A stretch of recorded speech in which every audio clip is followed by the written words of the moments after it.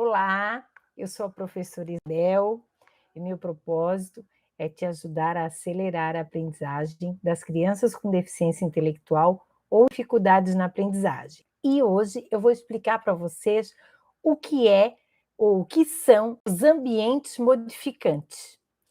Então, assim, ó, vamos primeiro entender o que seria esse ambiente, o que que se refere, né? O que significa para nós mediadoras? Então vamos pensar assim, que o conceito de ambiente, ele já vem sendo trabalhado nas ciências humanas, isso é muito comum, né? E se refere genericamente a tudo que envolve o sujeito, o contexto no qual essa criança se encontra, tá? Em termos de estímulos que ela recebe, os significados, as crenças, as relações que ela vai construindo nesse ambiente. Então, o ambiente é o contexto no qual a criança está mergulhada, vive, vivencia, experiencia. Se esse ambiente for um ambiente pobre de interação, é um ambiente que prejudica o desenvolvimento da criança. Então, nós vamos conversar hoje que esse ambiente é um lugar que pode ser, sim, pobre de estímulos, pobre de interação, pobre ou, aliás, cheio de crenças preconceituosas, certo? Mas quando eu falo exatamente de um ambiente pobre de estímulos, eu estou me referindo não a um ambiente que tenha jogo, que tenha materiais, não é isso, porque o ambiente pode ter tudo isso e ainda ser um ambiente pobre. Porque quando eu falo de pobreza, é pobreza de interação. Qualquer ser humano, o fundamental para ele é a interação. Não são os instrumentos, os equipamentos ou os ricos materiais que tem numa sala de aula. Porque pode ter muitos materiais, mas se a criança é exposta sozinha a brincar com esse material, não tem uma intervenção humana, esse material acaba sendo material pobre, pobre de estímulos. Agora, o que que geralmente a nossa criança está vivenciando na escola, em casa, não é mesmo? Na igreja, no parque, no museu. Não adianta eu levar uma criança no museu para elas ficarem só olhando. Eu tenho que interagir, eu tenho que fazer elas pensarem sobre aquele ambiente. Então, os ambientes são modificantes quando a mediadora, seja professora, psico, mãe, ela prepara aquele ambiente de forma intencional, planejada para fazer uma mediação. E aí esse ambiente, ele pode ser, por exemplo, a própria escola, a ida numa biblioteca, um livro, não é mesmo? Em casa, pode ser o banho, pode ser dobrar roupa, seja lá o que você quiser fazer em casa, desde que aquele momento seja um momento rico de interação entre você e o seu filho, ou você e a criança que você atende. Pode ser num parque? Pode ser um passeio de bicicleta? Pode. Nesses ambientes, é possível que a criança interaja, né, de algum modo, que você consiga fazer com que ela pense sobre aquele ambiente, levante hipóteses, dê a sua opinião. Assim, ó, eu quero que você seja muito precisa no que eu vou falar agora para você. Pense bem no seguinte: se a nossa criança com deficiência intelectual, com TEA, com síndrome de Down, certo? Com TDAH, com TOD, não está tendo a oportunidade desse tipo de interação planejada e intencional nos ambientes que ela frequenta, então a gente pode dizer que essas crianças estão sofrendo da síndrome da privação cultural. Síndrome da privação cultural não é não ter dinheiro, não é ser pobre, não é não ter alimentação, entendeu? Adequada, não é isso. Então, síndrome da privação cultural é quando a criança é privada de ter uma mediação com uma pessoa mais experiente do que ela. No caso, a professora, a mãe, os amiguinhos. Então, não adianta só colocar o teu filho lá dentro da escola, matricular, até judicialmente conseguir matricular, se dentro da escola é um ambiente pobre de interação. Então, lá dentro, o teu filho vai sofrer a síndrome da privação cultural. Ninguém vai interagir com ele. Ou, se fizer interações, serão interações extremamente pobres, vazias, sem intencionalidade, ok? Então, a privação cultural, ela se configura como a falta de interação. Agora é para você olhar. Vai dar uma olhadinha. Como é que está a interação do seu aluno dentro da tua sala de aula, o teu aluno com deficiência intelectual, não é mesmo? Mas então, vocês poderiam estar perguntando para mim, Isabel, então o que é exatamente um ambiente modificante? Olha, o conceito de ambientes modificantes vem da teoria da modificabilidade cognitiva. É quando a mediadora prepara condições ótimas de modificabilidade. Então, eu vou lá, eu vou preparar a minha sala para fazer uma mediação intencional planejada, porque eu quero modificar o quê? A estrutura cognitiva do meu aluno. Então, se eu vou apresentar para ele um material desse aqui, né, que é a escala Cusiné, eu não posso só deixar ele brincar, fazer uma mediação intencional. Então, eu vou preparar aquele ambiente para fazer a mediação. Isso é o ambiente modificante. E os ambientes modificantes são estratégias complementares às experiências aprendidas. Por exemplo, uma psicopedagoga. Se a psicopedagoga está trabalhando, por exemplo, a operação mental de identificação. A criança precisa nomear as coisas, né? A gente identifica nomeando as coisas. E ela tem dificuldade em dizer que isso é um copo, que isso é um mouse, ela tem dificuldade. Então, a mediadora, ela prepara essa mãe para que em casa a mãe também trabalhe a operação mental de identificação. Então, a mediadora, ela prepara com a mãe um ambiente modificante, um lugar na casa que pode ser banheiro, cozinha, o quarto, a sala, o jardim, não importa. Esse ambiente vai ser o ambiente onde a mãe vai interagir com a criança e trabalhar a operação mental de identificação. Certo? Então, os ambientes modificantes, eles são complementares às experiências escolares mediadas, né? Então, se a mediadora está trabalhando, outro exemplo, classificação em casa, né? A mãe pode trabalhar classificação.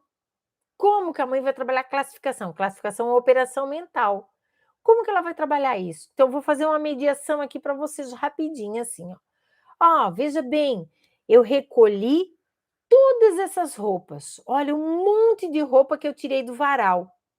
Mas nem todas essas roupas são suas ou minhas. Como podemos classificar ou separar essas roupas? Você tem alguma ideia de como podemos separar essas roupas? O que você acha da gente separar as roupas que vestimos, por exemplo, uma blusa, um short, e do outro lado, a gente vai agrupar as roupas que utilizamos para fazer algo. Por exemplo, uma toalha de banho eu uso para me enxugar. Então, eu não coloco a toalha de banho no meu corpo. Eu uso a toalha de banho. Mas tudo é roupa. Então, a primeira classificação que nós vamos fazer é essa: o que a gente veste e o que a gente usa. O que você acha? Então, aí já tem uma classificação. Mas para classificar, a criança vai, primeiro, identificar se é de um grupo ou é de outro, vai analisar. Esse pedaço aqui é uma roupa minha? É da minha mãe? É para se enxugar? É para enxugar a louça? É para tapetinho do chão? O que que é? Onde é que vai? Então, ela vai fazer toda uma análise, fazer uma síntese e vai chegar à conclusão que aquela roupa é uma toalha de banho, serve para enxugar. Então, vai ser para outro grupo de roupa. Depois que separar todas as roupas que as pessoas colocam, meia, cueca, calcinha, blusa, short, a criança ainda tem uma outra possibilidade de classificação. As roupas que são para mais íntimas, ficam mais próximas do nosso corpo, tipo calcinha, cueca, sutiã e meia, pode ser também, e aquelas que ficam mais por fora, né? Então, as roupas que vão por dentro e as roupas que vão por fora. Podemos separar também as roupas de verão das roupas de inverno. Nós podemos separar todas as camisas e todas as calças, todas as meias, todas as calcinhas. Para você ver, mãe, quantos dias você já perdeu da sua vida dobrando roupa, certo? Sem nunca ter dado uma palavra com o seu filho sobre as roupas. E às vezes ele está ali, parado, sentado. Se ele é um autista, ele fica ali parado, sentado, mexendo em alguma coisa que gosta, mas você perdeu a oportunidade de proporcionar um ambiente modificante, certo? Vamos ver agora. Então, vejam bem, é possível trabalhar a mediação nos ambientes modificantes. Qual é o modelo, né, ou a modelagem do ambiente modificante? O que ele envolve, né? Como é que ele envolve cognitivamente as crianças? Sempre desafiando. Mas esse ambiente, ele é planejado, certo? Então, vamos num outro exemplo de casa. A mãe faz a comida e a mãe pode pegar aquela criança e pedir para ela colocar a mesa. Nós vamos arrumar a mesa para a gente comer. Quantos pratos, quantos garfos, onde é que eu pego o prato, onde é que eu pego o garfo? Olha, hoje é sopa, será que eu tenho que comer de garfo? Dá para comer sopa de garfo? Qual é o melhor talher para comer sopa? Né? Então, vejam bem, outra coisa, arrumar a cama. Então, assim, o que se coloca primeiro, o que se coloca depois, onde é que fica o travesseiro? O travesseiro fica no meu lado direito, do meu lado esquerdo. Vejam bem que interessante, tudo isso, né? A gente pensa, mas meu filho não vai aprender. Eu quero que ele aprenda a ler e escrever. Eu não quero que ele arrume a cama, coloque a mesa, tudo bem, mas você tem que saber que todas as operações mentais que ele utilizou para colocar a mesa são as mesmas que ele vai usar no processo de alfabetização. Então, cognitivamente, se você trabalhar em casa, vai estar reforçando aquele caminho neurológico, né? Aquele caminho cognitivo de identificar, planejar, tá bom? Classificar, nomear. E isso é muito importante. Então, assim, quando você aprende a mediar, tá? Tudo é diferente e tudo é aproveitado. Então, o tempo todo você está mediando. Vou levar meu filho para a escola, fica, sei lá, 500 metros da casa, eu vou a pé. Ok? Pega na mão e vão conversando sobre tudo que passa. O carro, que cor que era o carro que passou em alta velocidade, e aquela bicicleta, viste aquela bicicleta? E há 3 pessoas na bicicleta. Chama a atenção da criança para a bicicleta, para o carro. Mas meu filho tem déficit de atenção. É o momento de transformar aquele passeio, aquela ida para a escola, certo? Num ambiente modificante. Como é que a criança aprende a ter atenção? Quando a atenção dela é direcionada. E quem é que faz isso? A mediadora. E no caso, pode ser a mãe. quando leva a criança para a escola. Quando que a minha atenção pode ser trabalhada? O tempo todo, desde que alguém chame a minha atenção. Quando alguém chama a minha atenção para um estímulo, eu estou exercitando a minha atenção. Então, essa é a ideia, né? Os ambientes modificantes, eles vêm fortalecer a nossa ação de mediadora. Agora, o que eu posso fazer ou estar fazendo de errado em casa ou na escola quando eu penso no ambiente modificante? Olha, o que a gente vê é que as crianças estão mergulhadas num ambiente que não é desafiante. São ambientes que parece que tudo é muito facilitado para ela, ou é muito difícil ou é muito facilitado. E aí chega um momento que ela não consegue mais nem ver aquilo que a professora faz todo dia. Todo dia dá uma folha para pintar, todo dia dá uma folha para colar, todo dia tem que cobrir pontinhos.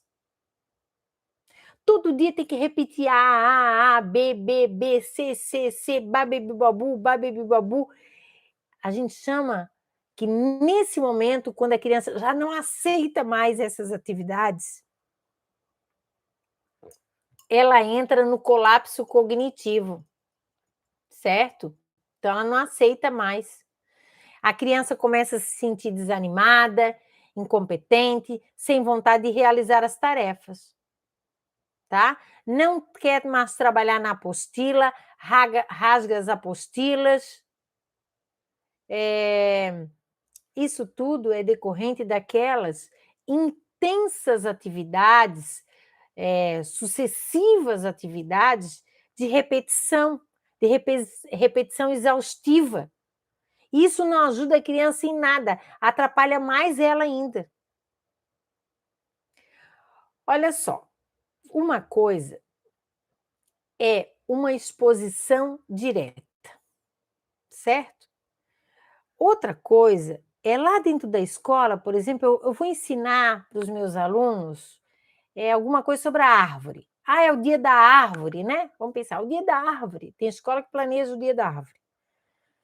Então, ela disse, então trouxe uma árvore, nós vamos pintar, vamos botar maçãzinha na árvore, vamos contar as maçãzinhas. Meu Deus, mas tem 2 árvores muito bonitas dentro da escola. Vamos pensar, né? O cenário, fazendo um cenário. Então, eu vou mediar. Uma coisa é uma exposição direta, você oferecer uma árvore para a criança pintar.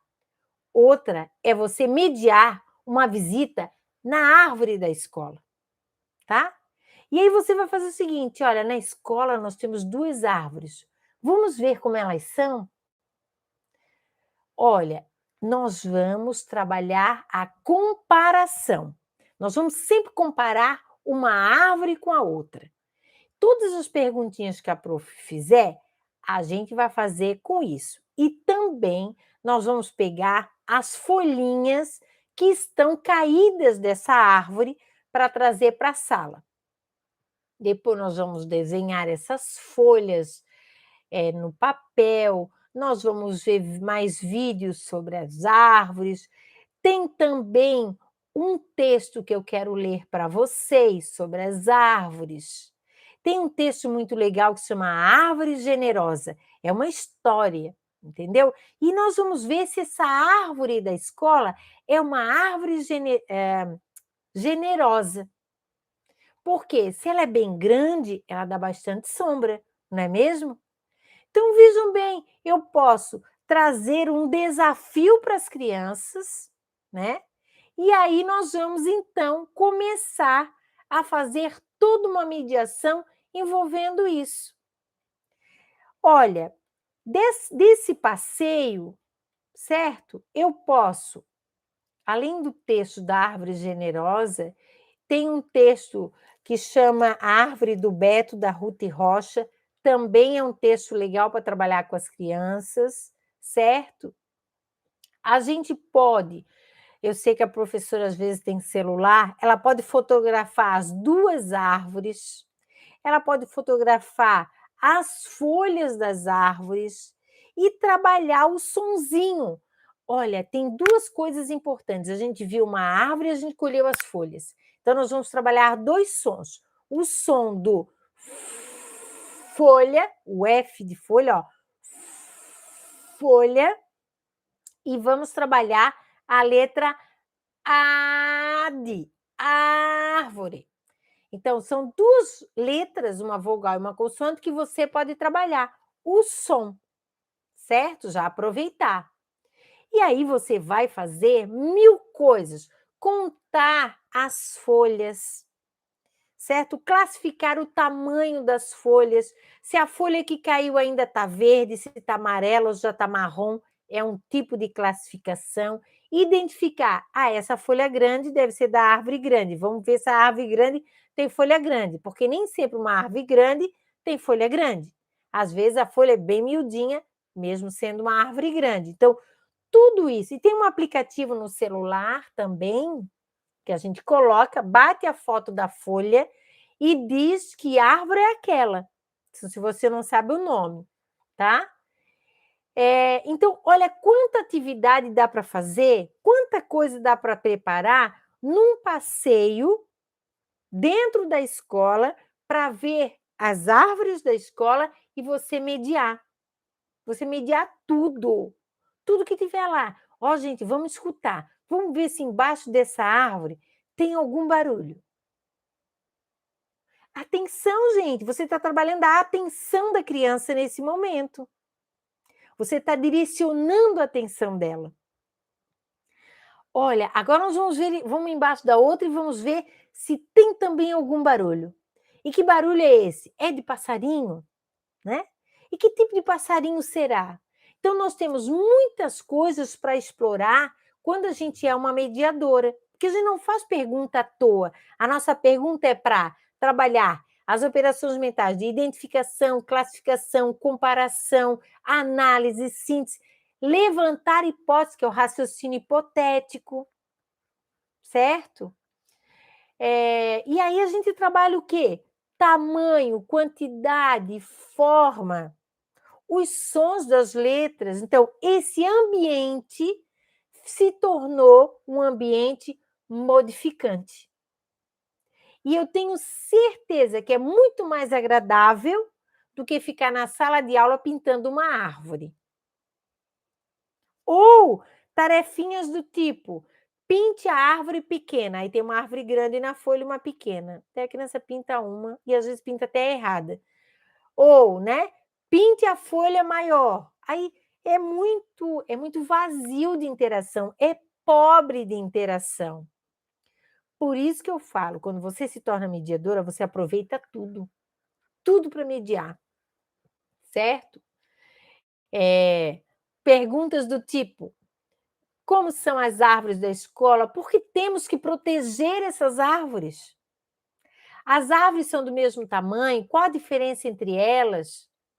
Olha, aquela criança que tem TDAH, nesse momento, certo?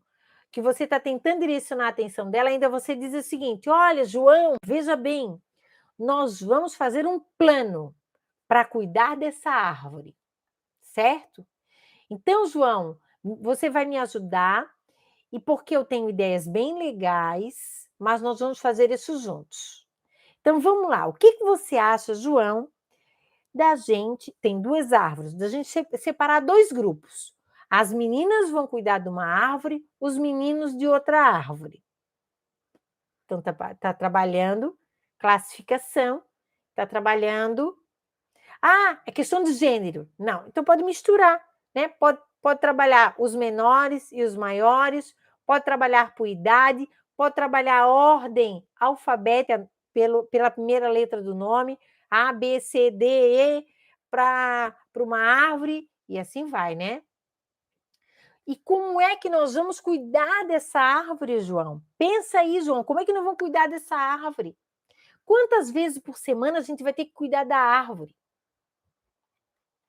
Qual o dia da semana?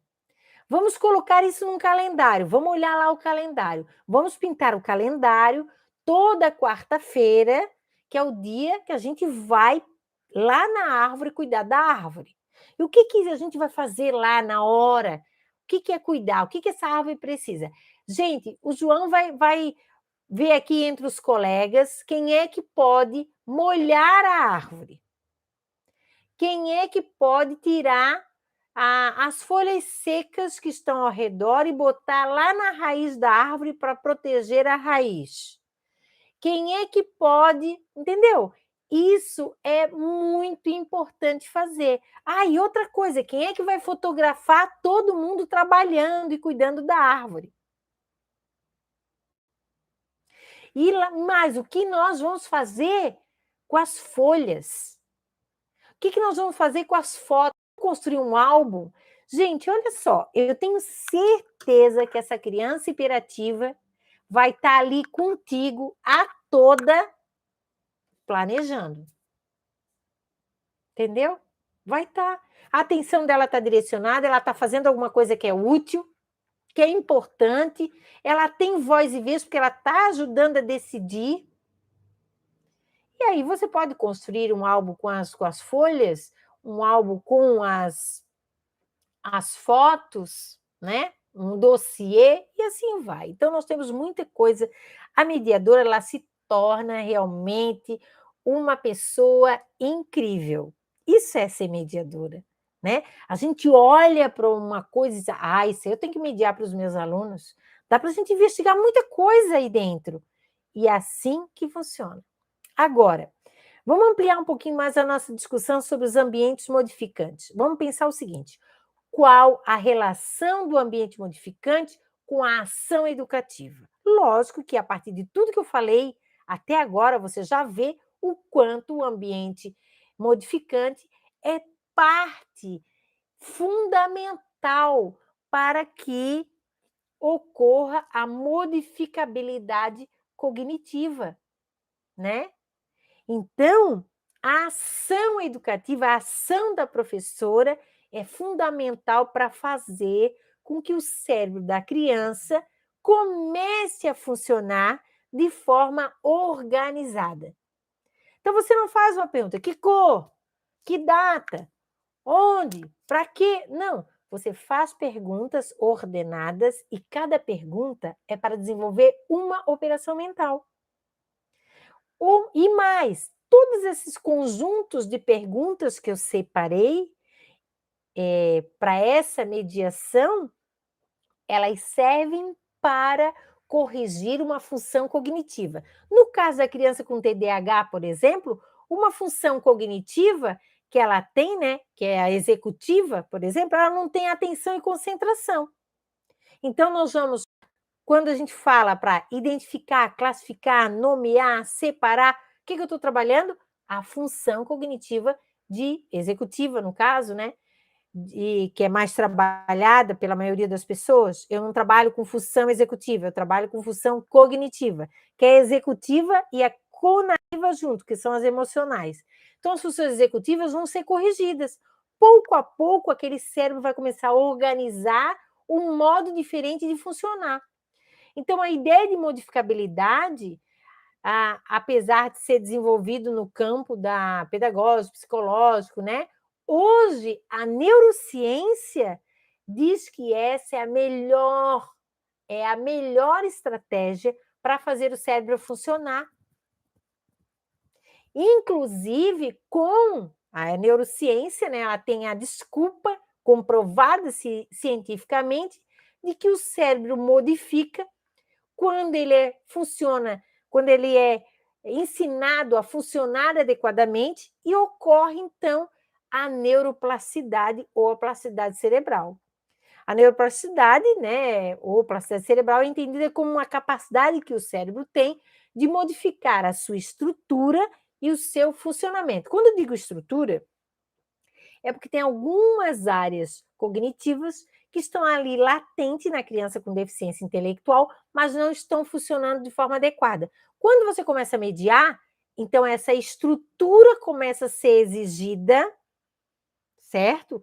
Partes que não estavam funcionando começam a funcionar, as partes que estão danificadas por algum problema as sinapses começam a passar por elas, né, por outro caminho, fazendo outra rede neural. Então, a estrutura física, anatômica, começa a modificar e, consequentemente, a funcionalidade, né? O funcionamento desse cérebro. Por quê? Porque você está o tempo todo estimulando essa criança a buscar, diante da pergunta que você faz, né, diante do estímulo que você oferece, uma resposta. Então, cada pergunta que você faz sobre um estímulo, você vai potencializando esse funcionamento cognitivo. E o estímulo ele vai cada vez mais sendo potencializado e exigindo o potencial cognitivo da criança também. Vai ativando os neurônios, tá? E que, por sua vez, essa ativação do neurônio, que é muito ativo, inclusive é o seguinte, se a criança está emocionalmente envolvida, positivamente envolvida, aí mesmo que esse funcionamento vai a toda, né? Ao ponto de modificar toda a estrutura, todo o funcionamento, todas as conexões dos neurônios. Isso a gente chama assim, é quase que um milagre, entende? Na literatura, nós, por exemplo, e eu recomendo para você ver o filme O Milagre de Anne Sullivan, certo? Então, O Milagre de Anne Sullivan conta a história de uma professora que foi trabalhar com uma criança surda, não, com a criança cega, que tinha um comportamento extremamente agressivo. E quando ela foi, o que ela fazia exatamente lá no século passado, certo? Acho que foi o século XIX esse filme, né? Assim, conta a história do século XIX ou XX, início do XX. O que acontece? Mostra exatamente a mediação cognitiva. Aí mostra duas coisas, que a professora acreditava naquela criança, acreditava que podia fazer algo por ela e que ela podia mudar. E ela mediava. E nem se conhecia mediação, nem se conhecia a neurociência, não é mesmo? Nem a mediação cognitiva, mas ela fazia. E essa menina teve um desempenho excelente. Então, dentro da literatura, nós tivemos vários casos, certo? De crianças que se desenvolveram com mediação. Com mediação. Gente, então é muito importante você saber que é possível, sim, uma criança aprender, mesmo que ela tenha uma condição genética, uma condição hereditária, genética, cromossômica, social, né? Por exemplo, o TOD, porque é uma questão social aí. Todas essas crianças têm condições de melhorar o seu potencial cognitivo. E aí eu trago mais, vamos lá atrás ainda, Maria Montessori. Maria Montessori, o que ela mais fazia era mostrar que as crianças com deficiência intelectual aprendem. Depois que pegaram o método dela para ensinar as outras crianças também, que também era bom. Agora, ela iniciou com crianças com deficiência, certo? Então, nós temos vários aí, né? Podia citar vários aí. Então, dentro dessa perspectiva toda que eu falei aqui para vocês, eu sustento a ideia de que a mediação cognitiva, certo? Ela estrutura o funcionamento cognitivo. Então, se você já sabe o caminho que tem que ser seguido, a estratégia que você tem que usar, você deve estar feliz, não é mesmo? Porque eu me sinto muito feliz quando eu consigo ensinar para alguém o que é mediar. Então, gente, vocês têm que aprender a mediar. Tem que aprender a mediar. E começar a mediar tudo. Fazer da sua casa um ambiente modificante. Essa modificabilidade cognitiva que a gente tanto defende, que você acredita ou tem uma esperança de que vê o seu filho ou seu aluno vá aprender, certo? Então, essa modificabilidade cognitiva é uma propensão, é algo natural no ser humano. Então, a criança com deficiência intelectual ou dificuldades na aprendizagem, ela tem essa propensão de modificar, né? De se modificar diante de uma experiência, desde que essa experiência seja mediada, e não simplesmente uma exposição direta. Tá bom? A gente tem que pensar assim, né? Como é um potencial, né? Como é o potencial, como é que eu potencializo o desenvolvimento dessa criança? Qual é a condição que nós temos, né, para que realmente esse potencial ocorra? Olha, mediar é proporcionar à criança experiências com intencionalidade, qualificada, essa experiência tem que ser qualificada, tem que ser intencional, certo? E essa criança tem que estar mergulhada num ambiente onde ela possa ter muitas interações com pessoas que sabem coisas diferentes do que ela sabe, para ter a troca, né? Para ter o compartilhamento e, consequentemente, a aprendizagem. A gente não aprende com quem já sabe. Assim, o que eu quero dizer com isso?